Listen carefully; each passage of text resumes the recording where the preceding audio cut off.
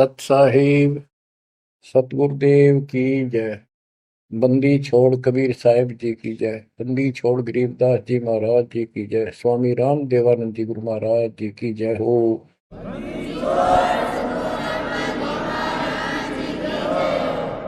सर्व संतों की जय, सर्व भक्तों की जय, धर्मी पुरुषों की जय। श्री काशी धाम की जय, श्री सुडानी धाम की जय, श्री क्रोथा धाम की जय, श्री बरवाड़ा धाम की जय। सत साहिब परम पिता परमात्मा कबीर जी की सीम कृपा से बच्चों आपको सूक्ष्म वेद का ज्ञान प्राप्त है। आप सूक्ष्म वेद बांच रहे हो, सूक्ष्म वेद सुन रहे हो, पढ़ रहे हो। ऋग यजु है श्याम अथर्व, चारों वेद चितभंगी रे। सूक्ष्म वेद बांच साहेब का, सोहंसा सतसंगी रे। सूक्ष्म वेद बांच साहेब का, सोहंसा सतसंगी रे। तीन लोक और भवन चतुर्दश, कोई नहीं सत्संगी। बच्चों ये बातें यदि आप पहले सुनते, आपको यह सब प्रमाण, ये संपूर्ण ज्ञान प्राप्त ना होता तो आपका माथा ठनका हो, आपके मन में सौ सौ दोष दास के प्रति आते। ये यूं पता नहीं क्या बकवास करता है, क्या किसी को भी ज्ञान नहीं। यही शंका आदरणीय धर्मदास साहिब जी के मन में आई थी संत जी के, कि भाई ये चंदा बाबा ऐसी बातें बता रहा है तो कोई ना कोई हमारे हिंदू धर्म में भी इन बातों को जानने वाला उससे मिलेगा, क्योंकि शास्त्र हमारे। उसके बाद वो अपने गुरुजी के पास गया। गुरुजी तो रूपदास जी ने कह दिया, भाई मैं जितनी जानू था बेटा, मैंने तेरे से कुछ नहीं छुपाया। जिस तरह के प्रश्न आप कर रहे हो इनका उत्तर मेरे पास नहीं है, और जिसने तुझे ये ज्ञान दिया है उसी के पास जा, उसी से समाधान पूछ। लेकिन धर्मदास के सामने यह बात खटक रही थी कि अनपढ़ आदमी, जिंदा बाबा, इसको ज्ञान कैसे हो गया ये? इसने भी तो किसी हमारे हिंदू से सुना होगा, और अवश्य कोई संत, मंडलेश्वर, कोई पीठाधीश इसका जानकार पाओगे।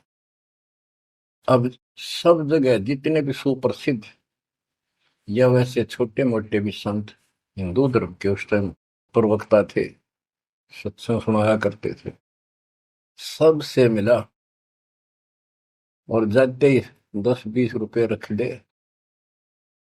ये खासकर इन संतों के अंदर जो भेंट ज्यादा दे, दक्षिणा ज्यादा दे, उसको ज्यादा महत्व देते हैं।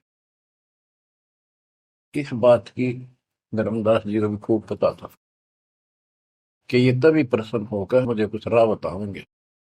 जाते 5-10 रुपए तरह, क्योंकि उसमें 5-10 रुपए आज के 5 लाख के बराबर थे। वहां तो एक पैसा भारी होता था उस समय।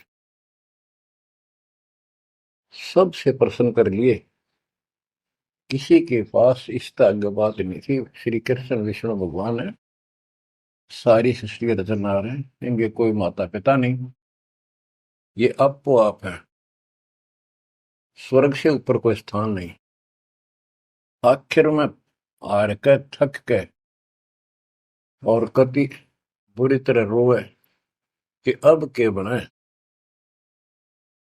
परमात्मा फिर भी उसको, जब वो धक्के खा के आ रहा था, एक अन्य हिंदू साधु के रूप में एक पेड़ के नीचे बैठ गया नदी के किनारे। 5-7 भगत और बैठे थे उसके पास। जिज्ञासु वैसे ही बाबा भी चलता फिरता था। धर्मदास जी के रास्ता उसके साथ से था, उसने सोचा चल आगे, आगे चल। इसे मंडलेश्वरों के पास घूमे। साधु का रूप दाता ने बड़ा रखा था। फिर मालिक की प्रेरणा अपने बच्चे को लेना था सर। उसी समय प्रेरणा हुई कि काफी देर से चल रहा हूँ, विश्राम भी करना है, यही कर लेता हूँ और इसकी तलाशी भी ले लेता हूँ। वहां बैठ गया जाकर और बैठे थे, इतना तो बोलना कोई नहीं। वो दूसरे उठ कर चले गए। जब एकला रह गया, परमात्मा बोले, धर्मदास खोज लिया तत्व ज्ञान, मुझे बता दे कि मिला होता कितना। आंखें फटी की फटी रह गिर, मालिक उसी समय उसी रूप में आ गए। बच्चों, इस नरक से निकालने के लिए उस मालिक ने अपने एक बच्चे के लिए कितना कुछ करना पड़ा, कितने खाड़े कर दिए। वहां से शुरुआत करनी थी अपने कलयुग की भक्ति की। और वो अच्छी आत्मा थे, भगवान के बच्चे थे, पूर्व जन्म के संस्कारी मालिक के थे। जैसे सम्मन था, सम्मन ने कितनी कुर्बानी दी थी, बेटा काट दिया मालिक के नाम पर। अब उसके लिए खाड़े करे थे परमात्मा ने, कहाँ कहाँ कैसे बंदी बने, कोड़े खाए, उसकी सेल बिस्तर बिछाए। किसी जन्म का ये धर्मदास जी भी ऐसे ही कुर्बान आत्मा था, लेकिन ये ठीक से टिके नहीं क्योंकि ज्ञान संपूर्ण नहीं था। इसलिए मालिक उसके लिए फिर वहां बैठ के जाकर धर्मदास जी परमात्मा के चरणों में गिर के अपनी ढीठता, अपने अविश्वास, अज्ञानता का बहुत पश्चाताप किया। हे मालिक, आप सत्य, आपका ज्ञान सत्य, आपका समाधान सत्य। परमात्मा बोले, ये प्रेरणा मैंने की थी तेरे अंदर। काल का बेटा बहुत लंबा जुगाड़ है, बहुत लंबा षड्यंत्र है। पाया किसी के पास ये ज्ञान। हे महाराज, ज्ञान के वो तो गंध भरा, काम करो सारा सड़ रहे हैं। तो बच्चों, अब आपको दास बताना चाहता है परमात्मा की महिमा और सूक्ष्म भेद वाला ज्ञान संत गरीबदास जी को प्राप्त हुआ परमेश्वर से। उनके सतगुरु और भगवान स्वयं कबीर साहब थे, जिनका गुरु भगवान और ज्ञान एक नंबर का। तो उस पर हमने विश्वास करना चाहिए, लेकिन विश्वास करने के लिए कुछ आधार होता है। हिंदू धर्म के लिए गीता और वेद, 18 पुराण, ये आधार है कि ये अध्यात्म के मूल ग्रंथ है। उन मूल ग्रंथों से आपको परमात्मा की वाणी सिद्ध कर दी। ऋग यजु है साम अथर्व, चारों वेद चित भंगी रे, सूक्ष्म वेद वाचे साहेब का, सोहन सा सतसंगी रे। तीन लोक और भवन चतुर्दश, कोई नहीं सत्संगी। क्यों? क्योंकि उनके पास ये तत्व ज्ञान नहीं। बच्चों, यजुर्वेद अध्याय 40 मंत्र 10 में यही कहा है, कोई तो भगवान को साकार कहता है, रामकृष्ण रूप में, अवतार रूप में आने वाला। अन्य कहते हैं वो कभी साकार होता ही नहीं, वो तो निराकार है। परमात्मा साकार है या निराकार है, किस स्थिति में आता है, वो कैसे लीला करता है, इसकी जानकारी किस तत्वदर्शी संतों से पूछो। गीता अध्याय 4 श्लोक 34 में और 32 में स्पष्ट भी कर दिया कि जो तत्व ज्ञान होता है, परमात्मा अपने मुख कमल से आकर बोलता है। ऋग्वेद मंडल नंबर 9 सूक्त 94 और मंत्र नंबर 2 में कहा कि वो परमात्मा कवियों की तरह आचरण करता हुआ घूमता फिरता है। ऋग्वेद मंडल नंबर 9 सूक्त नंबर 95 के मंत्र नंबर 1 में परमात्मा भक्ति की प्रेरणा अपने मुख कमल से वाणी बोल के करता है और भक्ति के मूल मंत्रों का गूढ़ रहस्यों का जानकारी का ज्ञान वही बताता है। गीता अध्याय 4:34 में कहा कि उस तत्व ज्ञान को जो स्वयं मालिक बोलता है कवियों की तरह काव्यान चौपाइयों में श्लोकों में और शब्दों के माध्यम से वो तत्व ज्ञान है, उसको किसी तत्वदर्शी संत से पूछो। बच्चों, न वेदों में तत्व ज्ञान, गीता वेदों का सारांश है, उसी का छोटा रूप है। तो इनको ज्ञान, इनमें ज्ञान नहीं है, वो तत्वदर्शी संत से पूछो। वो तत्वदर्शी संत की पहचान श्रीमद् भगवत गीता अध्याय नंबर 15 श्लोक 1 में बताया है कि ऊपर को मूल, ये तो मूल मालिक सारी सृष्टि का रचने वाला समझो, संसार रूपी वृक्ष है जिसकी ऊपर को जड़ है और नीचे को 3 गुण रूपी शाखा है। इसके सभी विभागों को जो बता देगा स वेदविद, वो वेद के तात्पर्य को ठीक से जानने वाला है, यानी वो तत्वदर्शी संत है। धर्मदास जी और गरीबदास जी के सतगुरु ने बताया, कबीर अक्सर पुरुष एक पेड़ जो जमीन से बाहर दिखाई देता उसको पेड़ बोलते हैं, पेड़ा तना। गरीब अक्सर पुरुष एक पेड़ है, निरंजन व की डार और तीनों देवा शाखा है, ये पातुल संसार। फिर तपस कर दिया कबीर, एक के साध्य सब सदर, सब साध्य सब जा, माली सींचे मूल को, फल है फूल अगा। सभी parts of the tree, works के सभी विभाग बता दिए कि तना अक्षर पुरुष है, डार ये क्षर पुरुष है, क्षर पुरुष, और तीनों देव आरजगुण ब्रह्मा सत्पुरुष उत्तम गुण शिव जी रूपी शाखाएं और पात रूप संसार। तो बच्चों, फिर साथ में ये समाधान भी कर दिया कि एक का साध्य सब सद है, यानी मूल को पूजो, उसको इष्ट रूप में मानो, उसके बाद अपने अनुष्ठान करो, साधना करो। जो आपको प्रथम मंत्र दिया जाता है इसमें प्रथम और लास्ट वाले मंत्र को छोड़कर सारे इन्हीं शाखाओं वाले मंत्र है। और गीता अध्याय 3 श्लोक 10 से लेकर 15 तक ये स्पष्ट किया है कि शास्त्र अनुकूल धार्मिक अनुष्ठान यज्ञ करने से वो सही भक्ति मानी जाती है। इन यज्ञों के द्वारा इन देवताओं को बढ़ाओ, ये यज्ञ से बढ़े हुए देवता तुम्हें बिना मांगे ही सब कुछ देते रहेंगे। और उस परम अक्षर पूर्ण परमात्मा को इष्ट रूप में प्रतिष्ठित करके फिर सारे धार्मिक अनुष्ठान करो।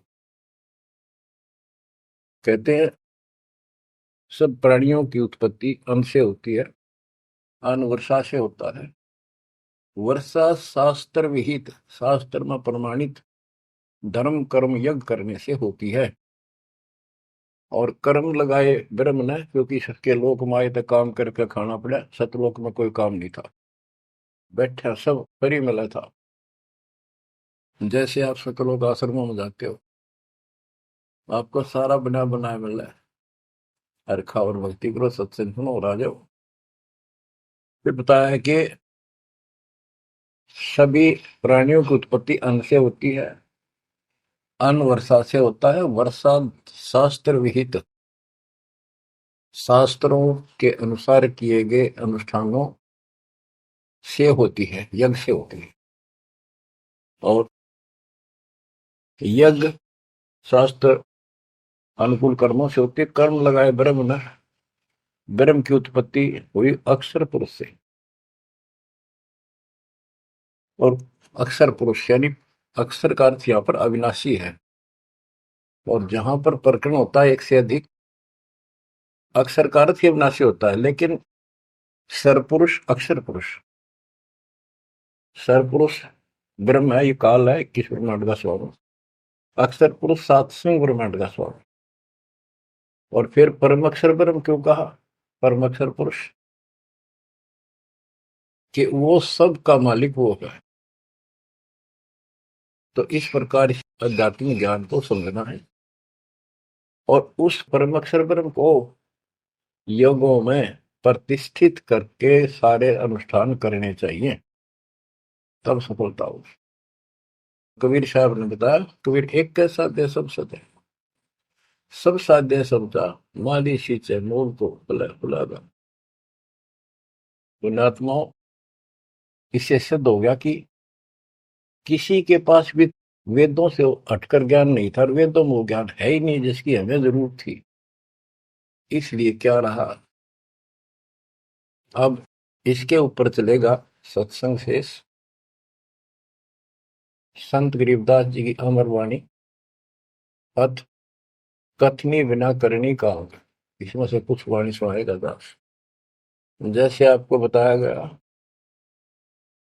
कि काशी विद्यापीठ पढ़ कबरा मनाते थे, उनको विद्वान माना जाता था, उनकी दुकान बढ़िया चला करती थी यहाँ भोले समाज में। तो गरीबदास जी उस पढ़ाई के बारे में कहते हैं जो वो पढ़ा करते हैं, केवल लोगों को ठगने के लिए। गरीब पढ़ना गुण ना चातुरी, यह तो बात सुगम, सत सुकृत और बंदगी, यह है बात अगम। के ये गीता वेद पुराण पढ़े लिए, चतुरता दिखा दी, बड़े बड़े लेक्चर झाड़ दिए, ये तो बहुत आसान है। लेकिन सत सुकृत, सच्ची भक्ति, सच्चे अच्छे कर्म और भक्ति, सच्ची भक्ति, बंदगी, प्रणाम, बंदगी के अंदर वजह सारा कुछ आ जाता है, भक्ति भी आ जाती है, मंत्र भी आ जाते हैं, प्रणाम भी आता है। कई बार विशेष तौर पर बंदगी प्रणाम को बोलते हैं, बंदगी प्रार्थना भी कही जाती है। फिर बताते हैं कि सत्य सुकृत, अच्छे कर्म और बंदगी, परमात्मा की स्तुति, नमस्कार, प्रणाम, भक्ति, सच्चे ढंग से पूरे गुरु से प्राप्त करके तत्व ज्ञान के आधार से करना, यह है बात अगम। ये ऊंची बात है, आगे की है, बहुत सबसे आगे की, सबसे श्रेष्ठ। गरीब पढ़ना गुण ना रोग है, उलझे दुनिया माही, 52 अक्षर में बंद रहे, आगे की सुध नाही। संस्कृत भाषा के 52 अक्षर बताए, इसको इसलिए सीधा अर्थ कहते हैं जो संस्कृत से सीमित है, इन ग्रंथों तक सीमित है, इनमें वो ज्ञान है नहीं। ये उलझे दुनिया में, ये लक्ष्य 84 के चक्कर में रह गए। गरीब पढ़े गुणे पावे नहीं, अनपढ़ने से न्यार, अंकोतर छंद है, कैसे पावे पार। कहते पढ़े गुणे पावे नहीं, अनपढ़ने से न्यार, यानी जो चतुरता दिखाने के लिए पढ़ते हैं वो कभी नहीं परमात्मा प्राप्त कर सकते, ना वो ज्ञान मिले। अनपढ़ने से न्यार, के बिना पढ़े भी बात नहीं बने। अब जैसे आप अक्षर ज्ञान प्राप्त कर रहे हो, आप भले ही अपनी रोजी रोटी के लिए कर रहे हो, लेकिन अब इस पढ़ने से आपको अपने मूल ग्रंथ समझ में आ जाएंगे। ये सूक्ष्म वेद है, इसके अंदर जो गूढ़ रहस्य है वो अन्य वेदों से भी उत्तम और गहरे हैं। इसमें कह दिया पढ़े गुणे पावे नहीं, यह पढ़ाई है वो तो मूर्ख बनाने की। अनपढ़ने से ना, जो नहीं पढ़े वो भी दूर रहेंगे। हमारे को अक्षर ज्ञान नहीं था, इसलिए हम इन चतुर लोगों की बातों में फंसे रहे।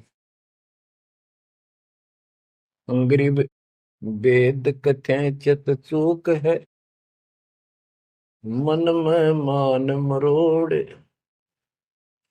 कहने मात्र के तो पंडिता, ये होते के डोर।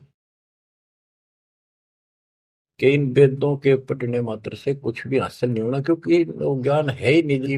अपने को जरूरत है मोक्ष प्राप्त हो, और वो ज्ञान मालिक प्रत्येक युग में आकर बोलते हैं, पर कदर नहीं बनी। गरीब वेद कथे चित चूक है, मन में मान मरोड़, अहंकार, और कहने मात्र के तो पंडित हैं, ये वो दिल्ली के ढोल के 84 लाख योनियों में जाएंगे। अब जैसे एक बहुत ही अच्छा उदाहरण दिया संत गरीबदास जी ने, तो ये गाना बजाना समय के अनुसार शब्द भी सुनाए जाते हैं, और ये कड़वी गोली भी खिलाई जाएगी, तभी ये रोग कटेगा। सारा ट्रीटमेंट कंप्लीट करना पड़ता है। अब ध्यान से सुनो। पुराने समय में तिलों से तेल निकाला जाता था। वो व्यक्ति जो काम ये करते थे उनको तेली बोलते थे। वो एक कोल्लू लगाते थे। वो कोल्लू एक मशीन होती है, जिसमें 3 4 गिरारी सी होती, मोटी मोटी भारी भारी, और उसके ऊपर एक ऐसा पात्र लगा होता है जिसमें नीचे सुराख होता है, और उसमें सरसों डाल दी, तिल डाल दिए, तो धीरे धीरे नीचे जाता रहता। कोल्लू चलता है, एक लंबा लकड़, कम से कम भी 15 20 फुट लंबा। उस कोल्लू को चलाने के लिए एक लंबा लकड़ फंसा के, और उस लकड़ को पाट बोलो हमें, लाठ पाट, उसको बैल से चलाया जाता था। और वो बैल उस लकड़ की जितनी लंबाई होती है उसके में ही सर्कल में घूमना होता था उसको। वो सर्कल होता था, उसके एक सर्कल में घूमता था, सेम कति फिक्स्ड होता था उसका डायमीटर। उसी परिधि में वो बैल घूमता रहता था, और उधर से कोल्लू चलने से तेल निकलता। उस कोल्लू को चलाने के लिए एक बैल का प्रयोग किया जाता था। वो उस लकड़ लंबे लठ, 15 20 फुट 25 फुट लंबे लठ के एंड पे, लास्ट में एक कुंडा डाल कर उसमें रस्सा बांध कर, और उस बैल के दोनों तरफ कंधे से बांध दिए जाते थे रस्से, और उसको चलाया जाता था। तब वो कोल्लू घूमता था, और उसमें डाले हुए सरसों या तिल, उनका तेल निकलकर बाहर आता था। वो तेली कहलाता था, और उसको खींचने वाला तेली का बैल का है। उस बैल के आंखों पर पट्टी बांध दिया करते थे, और एक आदमी उसके पीछे होकर 2 3 बार उसका लठ मारता जोर के, और वो बहुत तेज चलता। तो फिर उसको ये भय हो जाता कि लठाड़ा तेरे पीछे पीछे है। वो अपने आप स्पीड में रहता था, और इस तरह वो सारा दिन चलता था। बीच में थोड़ी बहुत देर पानी पिला दिया, चारा खिला दिया, फिर जोड़ दिया जाता। तो उसका केवल सीमित दायरा था, उससे 12 कदम भी नहीं जा सकता था वो। अब इसके ऊपर ये कुछ वाणियां आपको समझाने के लिए बताना पड़ा। इतना गजब का ज्ञान दिया इसमें, 100 का 100 सत्य है। गरीब वेद कथे चित चूक है, मन में मान मरोड़, कहने मात्र के तो पिंडता, ये हो तेली के डो। ये अगले जन्म में तेली के बैल बनेंगे। एक तो उदाहरण ये दिया है कि वो साधना ठीक नहीं करते तो शुद्ध नहीं हो जाएगा। फिर पीछे तू पशुआ की जय, गद्दा बैल बनाई, ये 56 भोग कहाँ मन भोरे, कहीं कुरड़ी चरने जाई। इस वाणी का तो ये अर्थ है। अब इसके ऊपर आगे देखो। गरीब आंख बंद है दिखे नहीं, चल मारो मार, तेली के तो बैल को घर ही कोस हजार, के आंख बांध दी बैल की और उधरता चालो मारो मार, वो सपीटते चलता रहता। उस तेली के बैल को उस सर्कल के अंदर ही सारा दिन, एक महीने में 50,000 कोस एक महीने में तय कर देता, यानी एक कोस 3 किलोमीटर, यानी 1.5 लाख किलोमीटर वो एक महीने में पूरे कर देता। उसमें चल चल के इतना सफर तय कर लेता, रहता वही ठेकान, एक कदम उससे बाहर नहीं जाता। बच्चों ये स्पिरिचुअल लेक्चर है या आध्यात्मिक घंटी दे रहा हूं आपकी स्कूल की। इसको ऐसे समझाने से आपके अंतःकरण में योगदान रचेगा। एक क्या होता था पहले, जैसे फसल होती थी गेहूं, चने, इनको अलग करने के लिए भूस से एक गाटा जोड़ा जाता था, गाटा। उसके बीच में एक लठ गाड़ के मोटा था, उसका रस्सा बांध के फिर 5, 7, 10 पशु, जिसमें भैंस, गाय, काटड़ा, काटड़ी, ऐसे सीरीज में बांध दिए जाते थे। और बीच में लठ गाड़ दिया, उसके चारों तरफ वो भूस डाल देते थे, चने या गेहूं। क्योंकि दास ने देखा है, हम किसान के गर्जनों था, इसलिए 90% बच्चे किसान वालों को पता नहीं, जो शहर में रहते हैं, वो भूसे कैसे निकलता था, जिसकी ये वाणी जिस बारे बोली है। अब तो मशीनों से निकल जाता है, कट कट कट कट 1 घंटे में। पहले महीना महीना लगे रहा करते। दास का जन्म ऐसे समय में दिया दाता ने जब वो 5505 निकट आ रहा था। और वो पिछला प्रोसेस सारा पता है जो एक वाणी में बोला गया है। दास को समझने में आसानी रही, आपको समझाने में आसानी होगी। तो उसको हम तो गाटा बोला करते, गाटा जोड़ रखे है। वो सारे पशु एक लाइन में चलते रहते, चारों तरफ घूमते, जैसे तेली का बैल घुमा करता। ये उस फसल को काटने के लिए उनके पैरों के नीचे वो फसल कट जाती, छोटा छोटा तूड़ा भूस बन जाता। फिर उससे गेहूं चने अलग कर लेते और भूस अलग हो जाता। उसको गट्टा बोला करे। और पलवल साइड, इधर फरीदाबाद साइड में उसको धाए बोलते थे, धाए। धाए यानी पशुओं का एक समूह, एक से एक गले का रस्सा बांध दिया जाता था। वो बाहर नहीं जा सकते, अंदर आ नहीं सकते, क्योंकि एक दूसरे को धक्का नहीं दे सकते। वो एक लाइन में चलते थे चारों तरफ सर्कल में।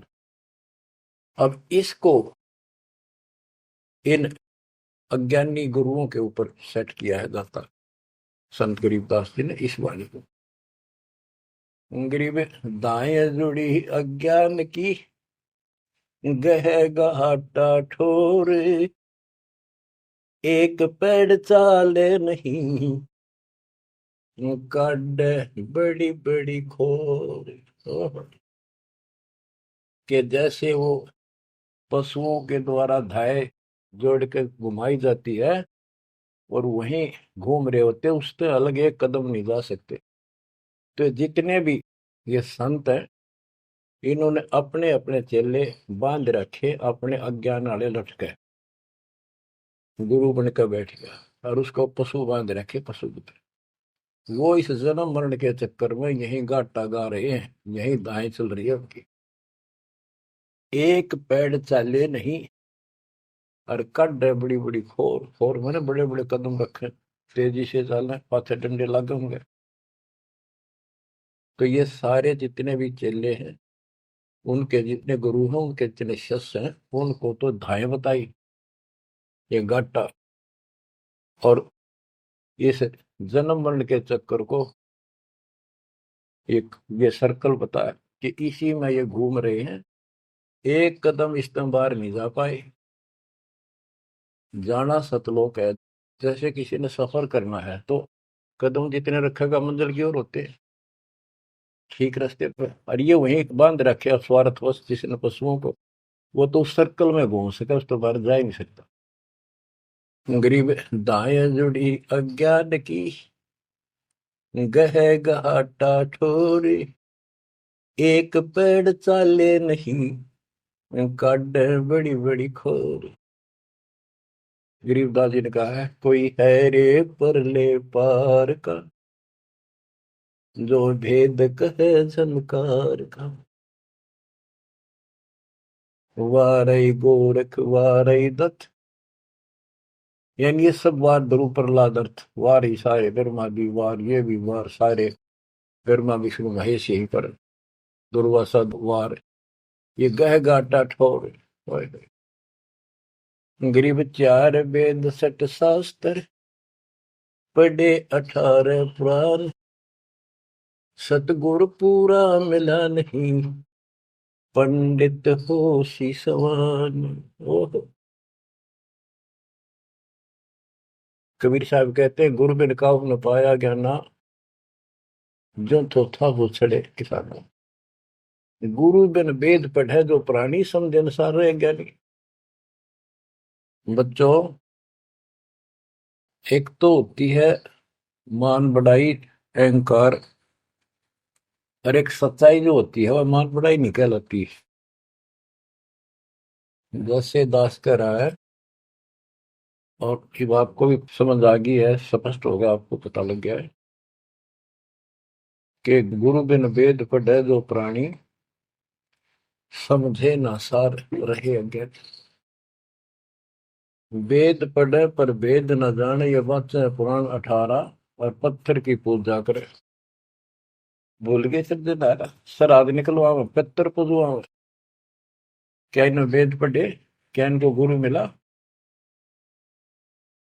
जय सतगुरु की संगत करते, ये सकल कर्म कट जाए। ये कोई झंझट नहीं करना पड़ता। अमरपुरी पर आसन होते सतलोक में, जहाँ कोई कष्ट नहीं, जहाँ दुख ना चाहे। तो दास ये कहे कि या तो भगवान कबीर साहब मेरे गुरु भगवान और गरीबदास, और चौथा दास, इनके अतिरिक्त, वर्तमान में दास के अतिरिक्त विश्व में किसी के पास ना वेद ज्ञान, ना गीता ज्ञान, ना कुरान और बाइबल ज्ञान, किसी को किसी प्रकार का ठीक ज्ञान नहीं। इसको कोई कहे ये मान बढ़ाई करता है, उसकी अपनी समझ है, अपनी सोच है, लेकिन यह 100 की 100 सच्चाई है। जैसे 2000 के नोट पर, या 1000 के नोट पर, 500 के नोट पर यह लिखा है कि मैं धारक को 500 रुपए देने का वायदा करता हूं, तो क्या उसने मान बढ़ाई कर रखी है कि ये नोट अपनी बढ़ाई करता है, छाती पे लिखवा रहा है? वो सच्चाई है, वो लिखना भी जरूरी है। तो दास को ये बताना भी आवश्यक है कि दास के अतिरिक्त विश्व में किसी के पास ज्यादा तम ज्ञान नहीं है।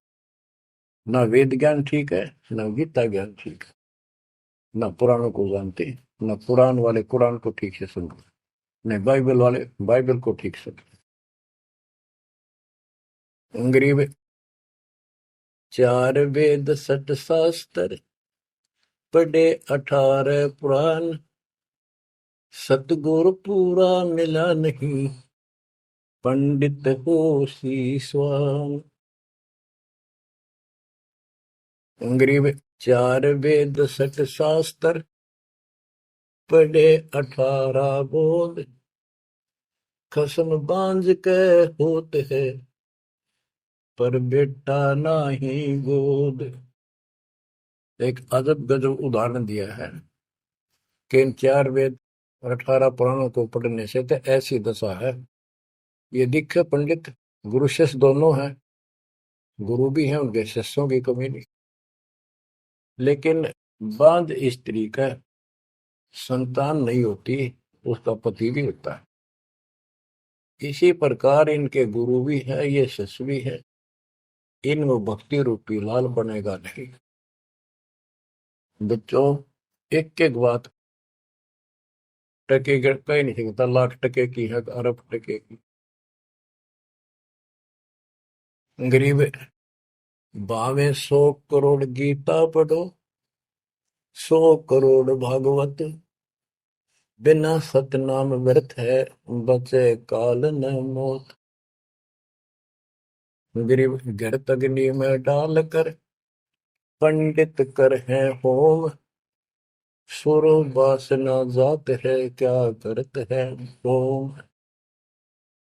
गरीब सुमरण सेवा बंद की, सब कोई जानत खूब, बिन सतगुर क्यों पाइए, कबीर से महबूब। ओए होए। के ये पंडित लोग हवन करते हैं, इसका क्या लाभ है कि देवताओं तक इसकी वासना जाती है, स्मेल, गुड स्मेल जाती है, और जिसके वश होकर वो हमें यहाँ राहत देते हैं। तो ये तो हमें सिर्फ हमारी इस भक्ति में एक सहयोगी है, एक आइटम है हवन यज्ञ। हमने पांचों करनी पड़ेंगी तब ज्यादा लाभ होता है। किसी रोग का ट्रीटमेंट पूरा ही करने से बात होती है। गरीब सुमन सेवा बंदगी, सब कोई जानत खूब, भग भक्ति भी करनी चाहिए, सुमन भी करना चाहिए। पर कहते बिन सतगुरु क्यों पाइए, ओए, सतगुरु के बिना कैसे मिलेगा वो कबीर से महबूब। वो भगवान कबीर से ऐसे प्रिया, तो फिर ये भगवान हमारे कैसे पाओगे। ये दूसरे संत बनावटी इतने गजब के हो जाएंगे, क्या बात।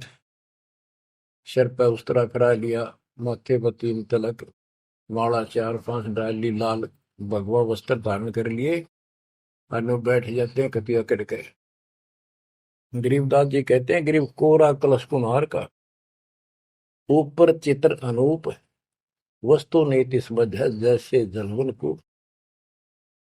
ऊपर तो ढूंढा साध का, अंतर रख्या खो। ऊपर तो साधु दिखे गजब का, बनावटी सी जबरदस्त जबरदस्त, जैसे कुम्हार का, यानी कोरा कलश कुम्हार से लाए, उसके ऊपर कितनी अच्छी चित्रकारी होती है, और उसमें जल है नहीं, कहता टफ चित्रकारी में। ऊपर का दिखा क्रमिया जो संत ऐसा है जिसके पास यथार्थ ज्ञान नहीं है, वो तो ऐसा है जैसे कोरा कलश कुम्हार का, ऊपर चित्र अनूप, वस्तु नीतिस्मद है, जिसके लिए लाए तो जल है नहीं मीठा। और जैसे जल बिन कुआं, जैसे कुआं बिना पानी का के काम। गिरी 500 मुद्रा पिंड में, आग बुजुर्ग शरीर, 52 गंग है, खेवट जहां कबीर। कहते ये शरीर, स्थूल शरीर में 5 मुद्रा है, उन्मनी खेचरी भूतरी चाचरी आदि, और इससे आगे बदर शरीर है, सूक्ष्म शरीर और है।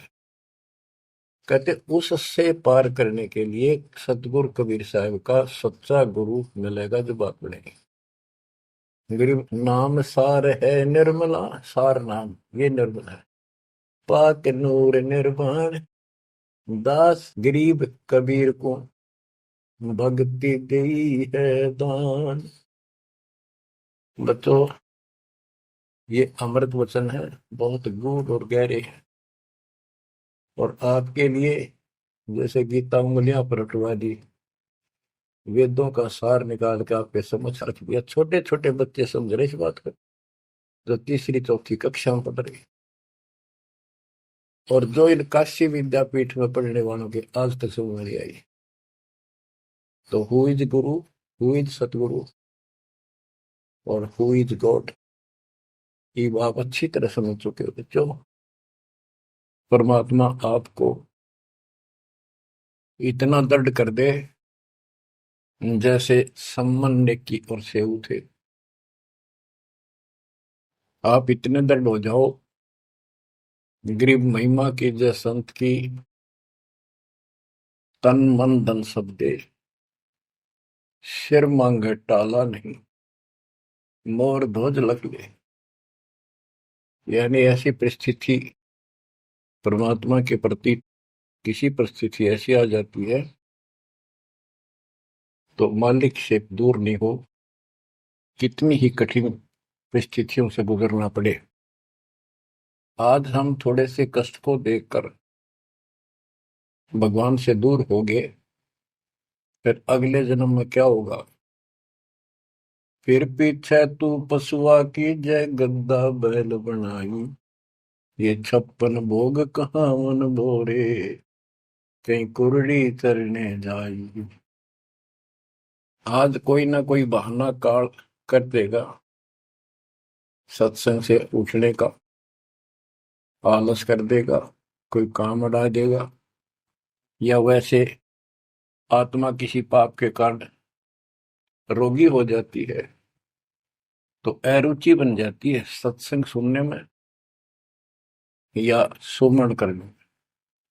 दान की इच्छा समाप्त होती चली जाती है, सेवा में रुचि नहीं रहती। तो उस समय के लिए ये याद रखो, आज हम मानव हैं, अपनी मर्जी से कितने आलस कर लें और कितने भगवान से दूर हो जाओ, स्वतंत्र है। और कल को गधे बन गए, बैल बन गए, नाक में नाथ गल जाएगी, या 2.5 मन का कमर के ऊपर एक थैला होगा गधे के, तो आलस तो उसमें भी होगा। मन तो यही है। कई कहते हैं मेरे से नहीं होती सेवा, चलो कोई बात नहीं, सेवा तो करनी चाहिए, सेवा से दूर नहीं होना चाहिए। तो मन तो वहां भी दुखी करेगा, गधा अपने पास से भी सोचेगा कोई कि पटक दूं बोरे ने, घेर दूं, डाल दूं। एक आदि पर गधा ऐसा भी कर देता है, फिर उस पर ज्यादा भार लादा जाता है और लठ भी पड़ते हैं, फिर वो सीधा चलता है। इसलिए इस मन पापी को आत्मा यही समझा सोच डाले, दाता से दूर ना हो। इस संसार में सुख नाम की चीज नहीं है। यदि सुख होगा, या जो नकली सुख भी अगर चाहिए तुम्हें यहाँ का, तो भी दाता के चरणों में मिलेगा, रहोगे तो मिलेगा।